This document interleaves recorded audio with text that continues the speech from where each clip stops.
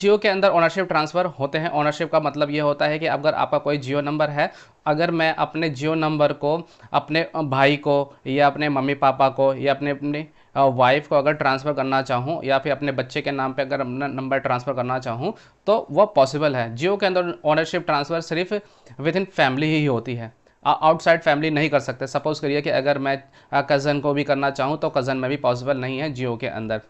तो सबसे पहला कंडीशन मैं बताता हूँ कि जैसे कि हमारे पास एक ये पिक्चर मैंने आपको एक फैमिली ट्री बना के मैंने आपको समझाने की कोशिश करी है।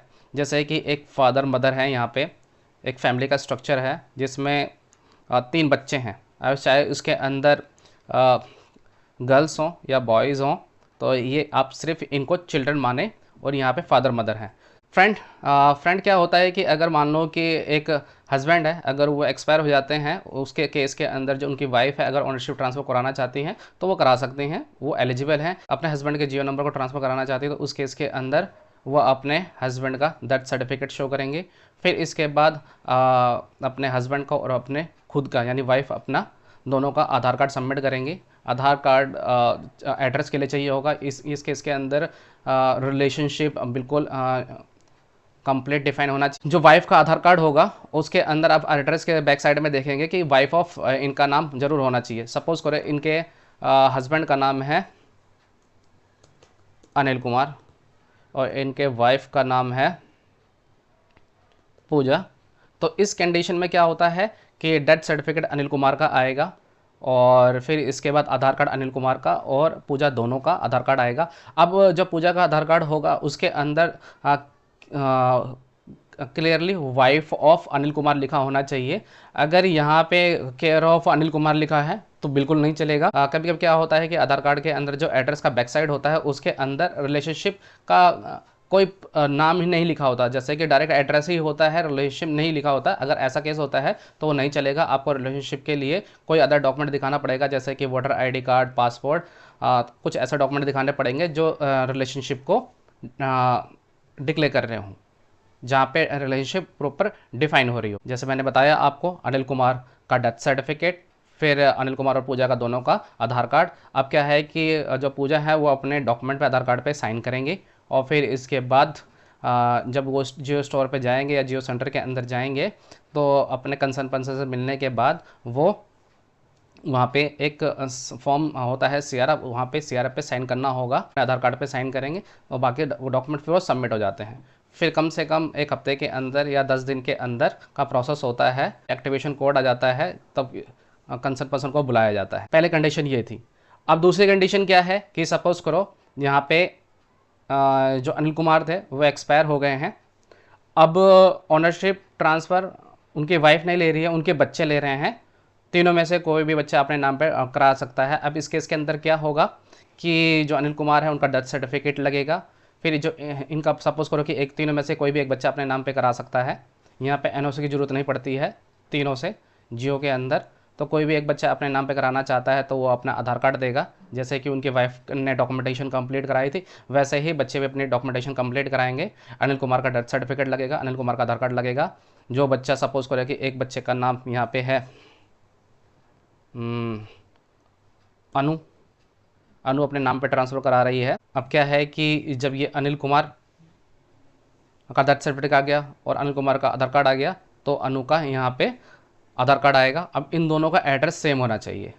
अगर एड्रेस सेम नहीं है तो ओनरशिप ट्रांसफ़र नहीं होगी। फिर आधार कार्ड पे अनु अपने आधार कार्ड पे साइन करेंगे और फिर इसके बाद जब वो जियो सेंटर के अंदर जाएंगे तो सीआर पे भी वो साइन करेंगे। तो इस केस के अंदर फिर ओनरशिप ट्रांसफ़र हो जाएगा।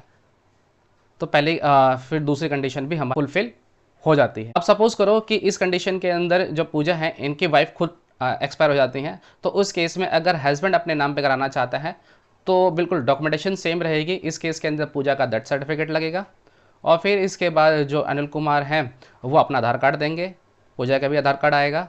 अब इस केस के अंदर अनिल कुमार अपने नाम पे ट्रांसफ़र करा रहे हैं जियो का नंबर, तो अनिल कुमार अपने डॉक्यूमेंट यानी आधार कार्ड पे साइन करेंगे। जब वो जियो सेंटर जाएंगे तो वहाँ पे सीआरएफ पे उनके साइन होंगे बस। और फिर नेक्स्ट एफएक्यू ये भी आता है कि अब उनकी मम्मी एक्सपायर हो गई और बच्चे उनके नाम पे कराना चाहते हैं तो सेम केस रहेगा कि पूजा का बर्थ सर्टिफिकेट आएगा, और फिर इसके बाद पूजा का ही आधार कार्ड आएगा, और फिर जो बच्चे, मान लो कि अनु अपने नाम पे करा रही है तो अनु का भी आधार कार्ड आएगा।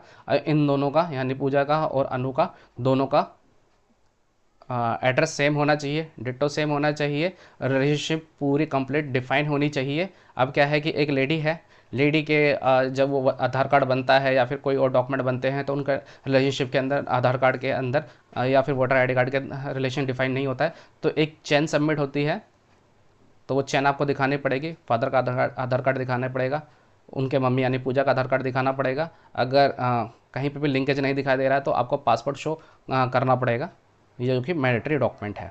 अब एक नया सिनेरियो ये है, सपोज करिए कि किसी बच्चे की डेथ हो जाती है। सपोज करिए कि यहाँ पे एक अनु है, उस अनु की डेथ हो जाती है। अब अनु के केस के अंदर क्या है कि अगर फादर या मदर अपने नाम पे ओनरशिप ट्रांसफ़र कराना चाहते हैं तो पॉसिबल है। इस केस के अंदर क्या होगा, जो अनु है उसका डेथ सर्टिफिकेट लगेगा और इनका आधार कार्ड आएगा अनु का।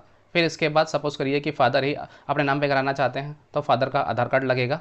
अब अनु और अनिल कुमार, इन दोनों का एड्रेस बिल्कुल सेम होना चाहिए और रिलेशनशिप बिल्कुल डिफाइन होनी चाहिए। अगर रिलेशनशिप नहीं इस्टेब्लिश हो रहा है तो ऑनरशिप रिजेक्ट हो जाएगी।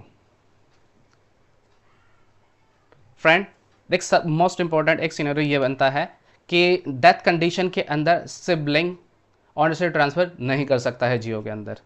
बिल्कुल ऑनरशिप ट्रांसफ़र इस केस में बिल्कुल नहीं होती है। अगर मान लो सिबलिंग के अंदर एक अनु है और दूसरी अनीता है, ठीक है फ्रेंड। अगर अनु के केस के अंदर, अगर अनु खुद एक्सपायर हो जाती है और अनीता ऑनरशिप ट्रांसफ़र कराना चाहती है, उसके नंबर को अनीता अपने नाम पे कराना चाहती है, तो इस केस के अंदर नहीं होता है। सिर्फ और सिर्फ ऑनरशिप ट्रांसफ़र अगर दोनों सिबलिंग जिंदा है तो एक जियो के अंदर एनओसी का फॉर्मेट होता है। उस एनओसी के फॉर्मेट के अंदर दोनों पर्सन के साइन होते हैं। जियो सेंटर के अंदर या फिर आप जियो स्टोर के अंदर जाएंगे तो दोनों पर्सन अवेलेबल होने चाहिए, दोनों अपना कंसेंट देते हैं, साइन करते हैं। एक स्पेसिफाइड एरिया है एग्जिस्टिंग यूज़र और new user. Existing user suppose करिए कि अनु के नाम पे जियो का नंबर था, एग्जिस्टिंग यूज़र के अंदर अनु का नाम आ जाएगा और न्यू यूज़र के अंदर अनीता का नाम आ जाएगा, तो दोनों अपना साइन करेंगे।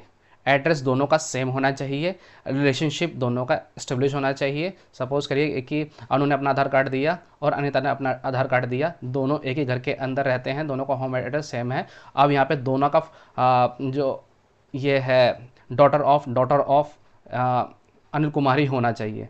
यहाँ पे केयर ऑफ किसी का लिखा हुआ है तो वो नहीं चलेगा, बिल्कुल एक इस्टेब्लिश्ड रिलेशनशिप दिखाई देना चाहिए, तभी ऑनरशिप ट्रांसफ़र होती है। और जियो के अंदर सबसे ज़्यादा लोचा इसी के अंदर ही होता है कि अगर किसी सिबलिंग की डेथ हो चुकी है तो ऑनरशिप उसका सिबलिंग दूसरा सिबलिंग नहीं करा पाता है। और जियो के अंदर जो ऑनरशिप ट्रांसफ़र सिर्फ फैमिली ट्री के अंदर ही होती है। फैमिली ट्री सिर्फ और सिर्फ मम्मी पापा और बच्चे ही माने जाते हैं। हस्बैंड वाइफ भी अपने नाम पे करा सकते हैं, कोई कज़न कराने आएगा तो पॉसिबल नहीं है। Thank you.